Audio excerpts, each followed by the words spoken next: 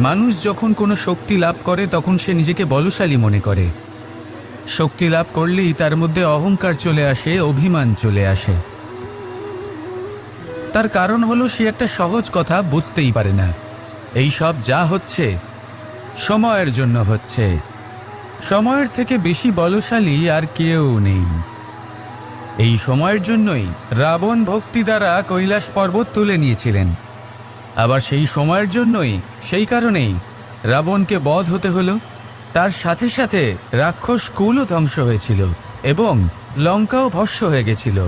দেখতে গেলে জন্ম থেকে মৃত্যু পর্যন্ত এই যে সময়, সেটাই হলো জীবন। কিন্তু তার মধ্যেও যা সময় আসে কোনো কারণেই আসে। সেই সময় আমরা যাপন করে কিছু শিখতে পারি। তাই আজ যে সময় আপনার হাতের কাছে আছে তাকে মুষ্টিবদ্ধ করে রাখুন, তাকে সামলে রাখুন, তাকে সংযত করে